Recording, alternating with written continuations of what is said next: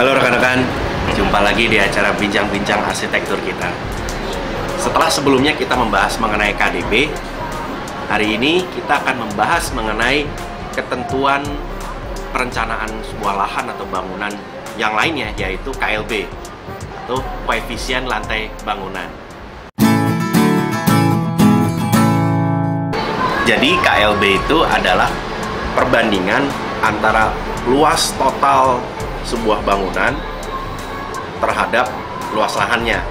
Jadi kalau kita bicarakan mengenai luas total, itu berarti ya luas seluruh lantai, baik yang di atas permukaan tanah maupun yang di bawah permukaan tanah atau basement. Jadi pada prinsipnya KLB itu, nilai KLB sebuah bangunan itu adalah luas total seluruh bangunan tersebut dibagi dengan luas lahannya.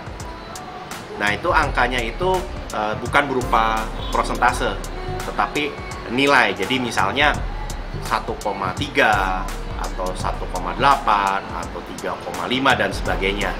Nah, KLB ini sama seperti KDB dan peraturan ketentuan bangunan lainnya sudah ditentukan batasan maksimumnya oleh Pemda setempat. Jadi misalnya untuk suatu coupling KLB-nya misalnya maksimum 2,4. Coupling lainnya misalnya bisa 3,6 dan lain sebagainya. Tentunya ketentuan mengenai batasan maksimum KLB ini berbanding lurus dengan perencanaan intensitas atau kepadatan pada suatu wilayah tertentu di suatu daerah.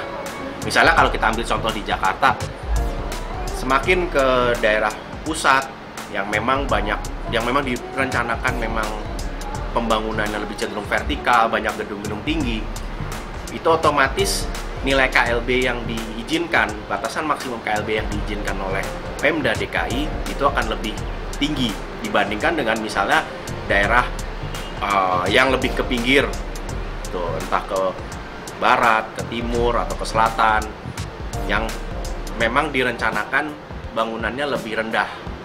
Dan memang logikanya, kalau semakin tinggi bangunan, otomatis luasan seluruh lantainya berbanding luas lahan yang akan semakin besar bila dibandingkan dengan katakanlah misalnya rumah tinggal 2 lantai.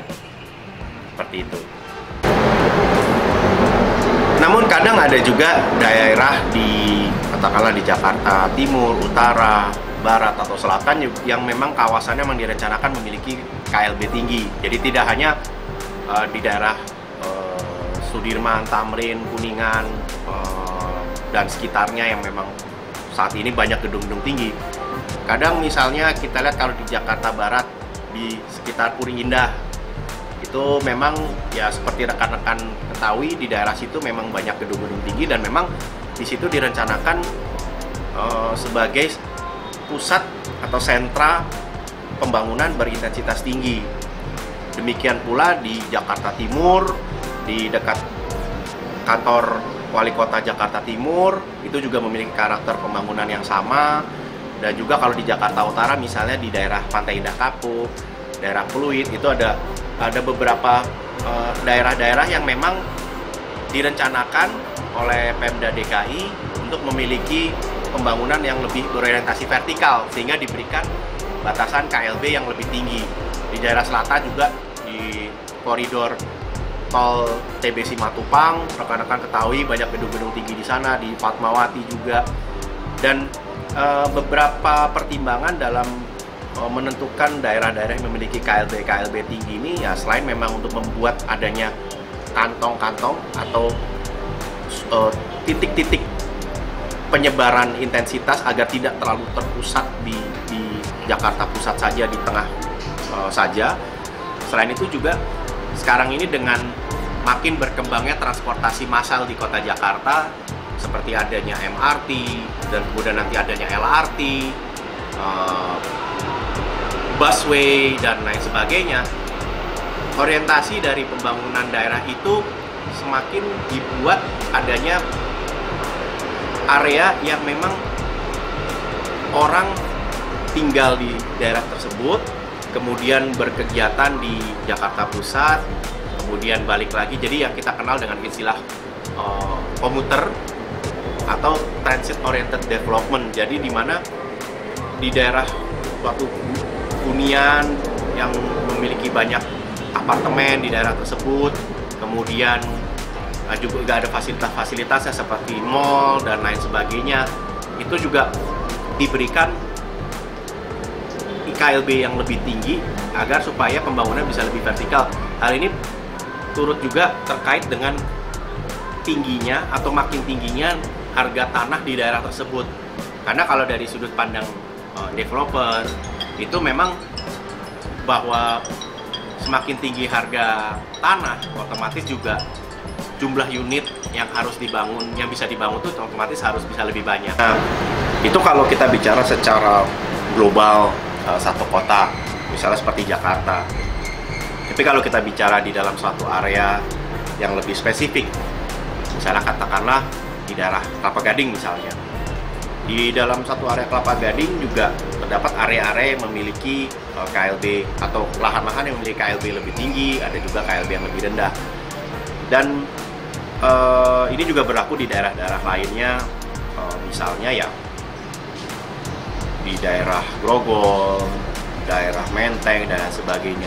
Pada prinsipnya setiap lahan itu diberikan nilai KLB, dan memang pada satu daerah yang satu blok atau daerah yang berdekatan memang cenderung nilai KLB-nya mirip.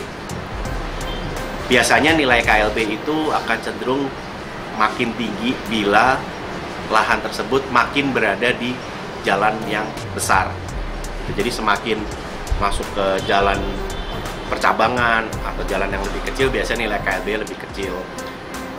Ini agar menjaga perbandingan antara lebar jalan dengan tinggi bangunan di koridor jalan tersebut, agar secara estetika, secara visual itu tetap terjaga baik.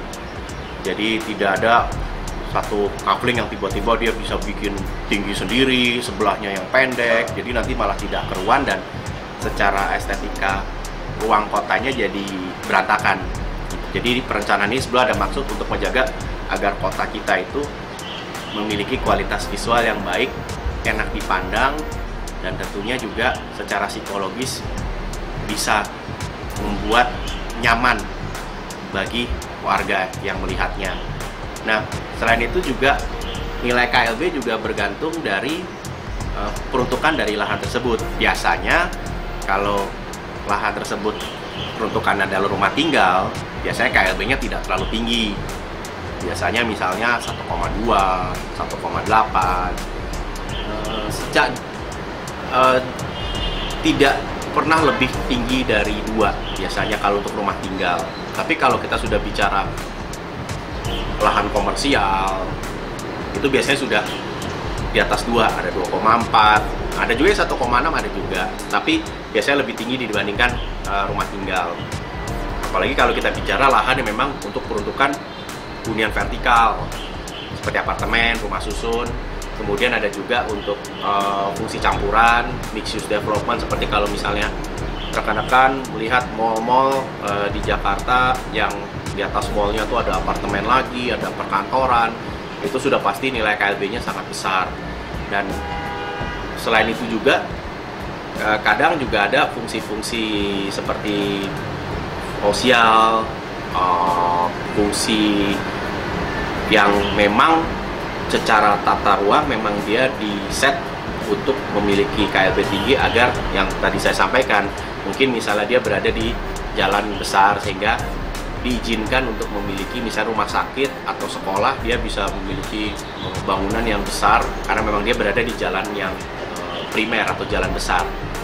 Nah, biasanya kalau perhitungan KLB itu ketika kita merancang suatu bangunan, seperti tadi sempat saya singgung bahwa KLB itu kan luas total bangunan, seluruh lantai pada bangunan tersebut dibagi luas lahannya. Nah, nilai tersebut kan tidak boleh melebihi dari ketentuan KLB di lahan tersebut. Jadi kalau dia 1,6, ya terserah mau 1,6 pas atau 1,55999 atau mau hanya 0,8 terserah, karena itu si KLB itu sifatnya batasan maksimum. Jadi boleh kurang tapi tidak boleh lebih. Nah, biasanya kalau untuk perencanaan bangunan rumah tinggal, biasanya perhitungan KLB cukup sederhana. Jadi luas total bangunan, entah dia 1 lantai, 2 lantai, 3 lantai, dibagi dengan luas lahannya. Namun kalau kita berbicara mengenai bangunan high rise atau bangunan komersial, itu perhitungannya ada beberapa faktor-faktor tambahan yang berpengaruh terhadap perhitungan KLB. Di sini kalau kita mengacu ke peraturan daerah DKI Jakarta nomor 135 tahun 2019, ini kita bisa melihat di sini ya, saya bacakan beberapa poin-poinnya. Pertama, misalnya bangunan yang memiliki balkon, contohnya apartemen. Luas balkon yang terletak pada bangunan dengan lebar lebih dari 1,5 meter dari dinding terluar bangunan, balkon tersebut dihitung 100% KLB-nya. Jadi kalau balkon tersebut 6 meter persegi, ya 6 meter persegi itu ya dihitung di dalam KLB-nya. Contoh lainnya, balkon yang tertutup oleh dinding atau elemen penutup lainnya, itu juga sama, harus dihitung di dalam KLB. Kemudian, luas lantai mezanin atau lantai yang berada di atas toilet, ruang makan, kantor, tribun, koridor, auditorium, teater, bioskop, dan lain sebagainya, baik datar ataupun miring dengan tinggi plafon atau tribun lebih dari 1,5 meter dan lebar lebih dari 1 meter. Jadi di sini ada ilustrasinya. Kalau misalnya ada suatu ruang mezanin ya, jadi kalau mezanin itu kan satu lantai dibagi 2 ya, jadi ada lantai tengah-tengah, biasanya di depannya tuh ada void gitu ya, misalnya seperti kalau void itu bisa di lobi hotel atau lobi gedung perkantoran. Nah, ini untuk lantai mezanin yang memiliki ketentuan tersebut, itu terhitung juga sebagai KLB. Luasan mezanin tersebut dihitung di dalam KLB. Nah, contoh kasus lainnya adalah lantai di bawah tangga atau ramp atau panggung jika tingginya lebih dari 1,5 meter, dihitung dari lantai sampai dengan batas bawah lantai tangga atau rem atau panggung tersebut. Jadi di sini bisa dilihat nih di ilustrasinya. Jadi ada area yang dihitung sebagai KLB, ada juga area yang tidak terhitung KLB. Jadi karena di bawah, di atas tinggi 1,5 meter itu dianggap sebagai area yang fungsional, sehingga sudah selayaknya untuk dihitung sebagai KLB. Contoh lainnya adalah luas bidang mendatar pada area di bawah jendela tersembunyi dengan tinggi lebih dari 1,2 meter.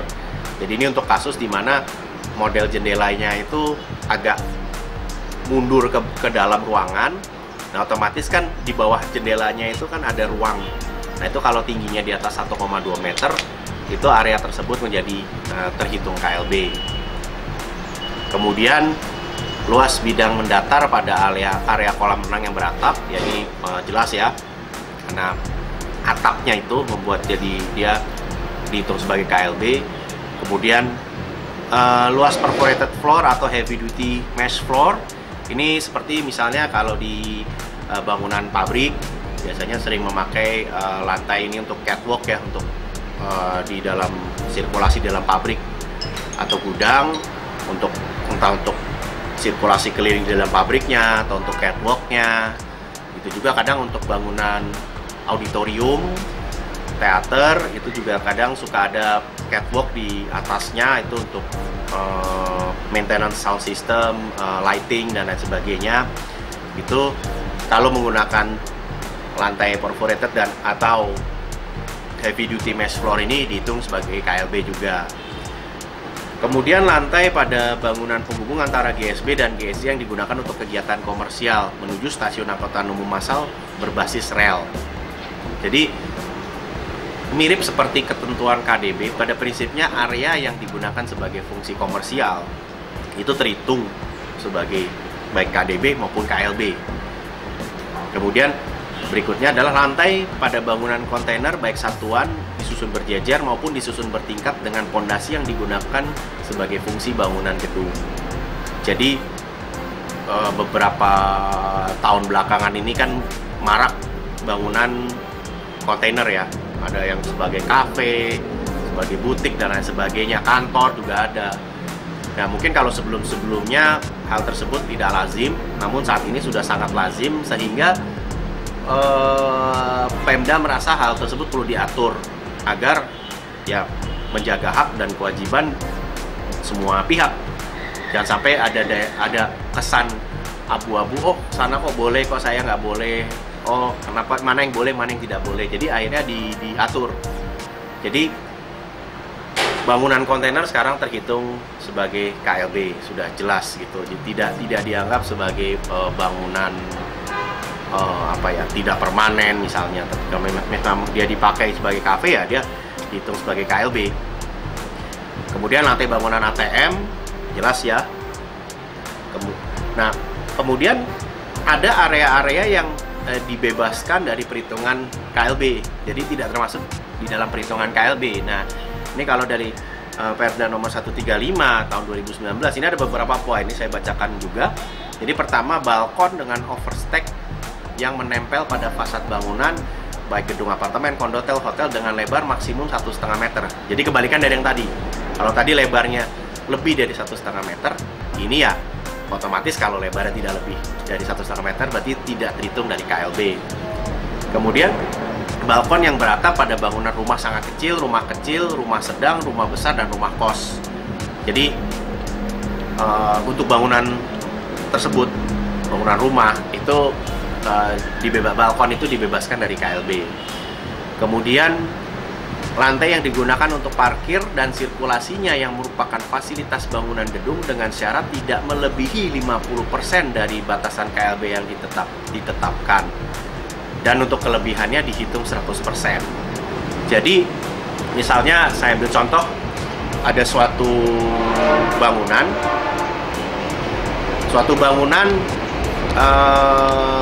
anggaplah lahannya 1000 meter persegi, KLB-nya 4 di lahan tersebut, berarti kan luas lantai maksimum yang diizinkan kan 4000 meter.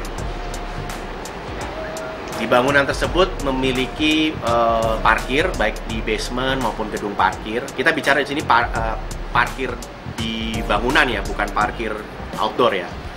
Jadi bisa gedung parkir maupun basement. Nah, tadi kan batasan maksimum KLB-nya kan 4000 meter persegi.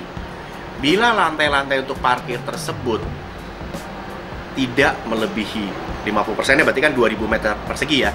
Bila tidak melebihi 2000 meter persegi, maka lantai-lantai parkir tersebut tidak dihitung KLB. Namun, misalnya luas lantai parkirnya misalnya 2500 misalnya. Kan tadi luas batasan maksimum KLB-nya 4000, kalau 50% berarti 2000 meter persegi. Nah, kalau lantai parkirnya 2500, nah yang 500 meter persegi lebihannya ini dihitung sebagai KLB. Jadi dari seluruh lantai parkir tersebut hanya 500-nya saja yang dihitung sebagai KLB. Kemudian berikutnya bangunan layang yang digunakan untuk pejalan kaki dan tidak dipergunakan untuk kegiatan lain. Jadi hanya untuk sirkulasi itu tidak dihitung sebagai KLB. Nah, kemudian ada juga area yang dibebaskan dari perhitungan KLB pada bangunan, yaitu SPME. Apakah SPME itu? Jadi SPME itu adalah singkatan dari sarana prasarana mekanikal elektrikal. Sesuai namanya, jadi SPME itu pada prinsipnya ada ruang-ruang ME penunjang bagi bangunan tersebut. Beberapa diantaranya misalnya seperti lift, kemudian shaft, jalur untuk pipa, kemudian musola, termasuk tempat wudhunya, ruang tunggu supir, ruang FCC, jadi Fire Command Center. Jadi Fire Command Center bagi rekan-rekan yang belum mengetahui itu adalah ruang ruang yang dimasuki oleh petugas pemadam kebakaran pada saat terjadi kebakaran pada suatu gedung. Jadi di ruangan tersebut isinya adalah panel-panel dan instrumen serta alat untuk monitoring di mana titik terjadinya kebakaran pada suatu bangunan. Biasanya ruang FCC ini disyaratkan terletak di atau menghadap keluar bangunan. Jadi untuk memudahkan petugas damkar untuk memasukinya ketika tiba di tempat lokasi kejadian kebakaran. Kemudian toilet, janitor, IPAL, tempat pembuangan sampah, ruang laktasi, ruang genset, ruang AHU. AHU itu air handling unit untuk AC, ruang fan, ruang tangga kebakaran, outdoor AC, dan satu hal lagi yaitu ruang untuk UMKM dengan pembatas dinding permanen. Jadi karena memang pemerintah menggalakkan bertumbuhnya UMKM, jadi pada bangunan-bangunan bila pemilik bangunan menyediakan ruang untuk UMKM, itu ruang untuk UMKM tersebut dibebaskan dari KLB. Nah, namun ada namunnya nih. Ruangan-ruangan yang termasuk dalam kelompok SPME yang tadi barusan saya sebutkan itu, lift dan toilet dan lain sebagainya, sehingga ruang UMKM ini itu dibebaskan dari KLB bila luas totalnya tidak melebihi 20% dari luas lantai bangunan, dikurangi luas lantai parkir. Jadi kita punya luas bangunan misalnya 5.000 meter. Misalnya luas bangunan 5.000 meter persegi, kemudian parkirannya misalnya 1.000 meter persegi. Jadi kan sisanya 4.000 meter persegi. Nah, ruangan-ruangan SPME tersebut itu dibebaskan dari KLB atau tidak dihitung sebagai KLB bila tidak lebih dari 20% kali 4.000 meter persegi. Berarti yaitu 800 meter persegi. Jadi saya ulangi ya. Jadi ada bangunan 5.000 meter persegi, memiliki parkir, gedung parkir ataupun basement 1.000 meter persegi. Berarti setelah dikurangi 5.000 kurangnya 1.000 berarti kan 4.000 meter persegi. Nah, ruangan-ruangan SPME tersebut dibebaskan atau tidak dihitung sebagai KLB bila tidak melebihi dari 20% kali 4.000 meter persegi, yaitu 800 meter persegi. Bila misalnya ruang SPME-nya misalnya 1.500, katakanlah. Tadi kan yang dibebaskan dari KLB kan, dari perhitungan KLB kan hanya 800 meter persegi. Bila ternyata ruang-ruang SPME ini misalnya 1.500 meter persegi, maka kelebihan dari 800 meter perseginya itulah yang dihitung sebagai KLB. Jadi 700 meternya, yang 700 meter perseginya yang dihitung sebagai KLB. Mudah-mudahan cukup jelas ya. Kemudian berikutnya, ruangan atau area pada bangunan yang dibebaskan atau tidak terhitung sebagai KLB adalah sarana penunjang yang terpisah dari bangunan utama. Misalnya gardu listrik PLN, tangki air atau BBM, dudukan chiller untuk AC, ruang solar, genset dan sejenisnya, tempat pembuangan sampah, garasi mobil damkar atau ambulans, kemudian gapura, kemudian pos jaga dengan luas paling besar 4 meter persegi yang berada di antara GSB dan GSJ. Kemudian area untuk security check, kemudian ramp yang beratap, cerobong udara. Biasanya cerobong udara ini penghubung, biasanya kalau di bawah atau di basementnya itu ada misalnya ruang genset. Nah itu biasanya di lantai dasarnya ada cerobongnya. Nah itu juga di lantai dasarnya cerobongnya itu tidak dihitung sebagai KLB.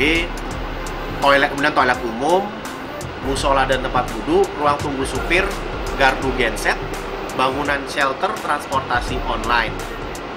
Nah,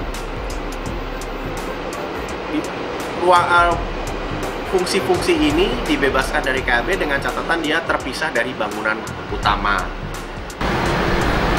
Kemudian yang tidak termasuk dalam perhitungan KLB atau dibebaskan itu ada lahan yang dimanfaatkan untuk kegiatan UMKM pada bangunan sementara dan tidak berdinding atau kontainer tunggal tanpa pondasi. Kemudian lantai evakuasi bencana pada bangunan. Kemudian ruang terbuka pada lantai atap yang dimanfaatkan sebagai fungsi atap, roof garden atau kolam renang. Jadi kata-kata ruang terbuka ini menjadi sangat penting karena apabila itu diberi atap itu menjadi kondisinya akan berbeda. Kemudian lantai catwalk dalam bangunan gedung untuk fungsi pemeliharaan dengan lebar kurang dari 1 meter. Jadi kalau ini hanya untuk maintenance, lebar kurang dari 1 meter itu tidak dihitung sebagai KLB. Kemudian lantai bangunan penghubung antara GSB dan GSJ yang dipergunakan untuk jalur pedestrian atau akses menuju stasiun berbasis rel. Nah, ini seperti yang tadi saya sempat singgung di awal bahwa sekarang ini kota-kota besar di Indonesia sudah mulai bergerak ke arah transportasi massal. Beberapa diantaranya sudah merupakan transportasi massal berbasis rel, MRT, LRT. Jadi karena transportasi massal ini memiliki andil positif bagi kota, jadi pemerintah kota berinisiatif untuk memberikan semacam insentif bagi pemilik lahan, di mana koneksi antara bangunan dengan stasiun LRT, MRT itu tidak dihitung sebagai KLB. Jadi untuk lebih mendorong adanya pergerakan orang dari bangunan menuju transportasi massal dan lebih mendorong orang untuk menggunakan transportasi massal tersebut. Dan pada saat bersamaan juga mendorong bagi pemilik lahan, pemilik bangunan untuk mengkoneksikan bangunannya atau lahannya, terutama bangunannya ya, kepada atau menuju ke stasiun transportasi massal berbasis rel tersebut. Jadi ini untuk membuat kota kita lebih ramah bagi pejalan kaki, mengurangi penggunaan kendaraan pribadi, kemudian agar konektivitas antara bangunan yang satu dengan bangunan lainnya, antara bangunan dengan transportasi publik itu sedemikian mengalirnya, tidak ada batasan-batasan atau crossing dengan kendaraan, sehingga lebih ramah bagi pejalan kaki, dan ini akan membuat kotanya lebih nyaman untuk ditinggali, untuk berkegiatan, untuk berjalan kaki, dan tentunya semakin banyak berjalan kaki, masyarakatnya juga akan lebih sehat juga. Kemudian yang juga tidak dihitung sebagai KLB adalah bidang mendatar, shaft lift, dan tangga apabila tidak berhenti pada satu lantai. Jadi sama seperti tadi yang SPME, pada prinsipnya shaft lift, tangga ini tidak dihitung. Kemudian void tangga lantai paling atas, jadi di rooftop ya, biasanya kan tangga kebakaran itu sampai di rooftop itu tidak dihitung KLB. Kemudian ruang antar bangunan dan ruang privat yang digunakan untuk kepentingan publik selama lebih dari 15 jam. Jadi sama pada prinsipnya, pemerintah ingin mendorong agar bangunan yang notabene dimiliki secara privat itu bisa lebih membuka diri untuk publik. Jadi dengan memberikan insentif-insentif seperti ini, jadi ruang-ruang yang secara dominan digunakan untuk publik, makanya lebih dari 15 jam gitu ya, tidak hanya dibuka untuk publik selama 1-2 jam, tapi sampai 15 jam minimal itu dibebaskan dari perhitungan KLB. Demikian cerita maupun penjelasan mengenai ketentuan KLB. Semoga bisa memberikan informasi yang bermanfaat bagi rekan-rekan semua. Apabila barangkali dari rekan-rekan ada yang kurang jelas, silahkan memberikan komentar atau pertanyaan di kolom komentar pada video ini. Nanti saya dan tim dengan senang hati akan menjawab pertanyaan rekan-rekan agar informasi maupun pengetahuan ini bisa semakin luas diketahui oleh sebanyak-banyaknya orang, sehingga kita bisa bersama-sama menjaga, mengarahkan pertumbuhan kota kita menjadi kota yang lebih baik, lebih nyaman, lebih tertata, dan tentunya akan memberikan benefit, keuntungan bagi kita bersama. Baik, sekian dulu dari saya. Sampai jumpa di acara bincang-bincang arsitektur berikutnya. Salam.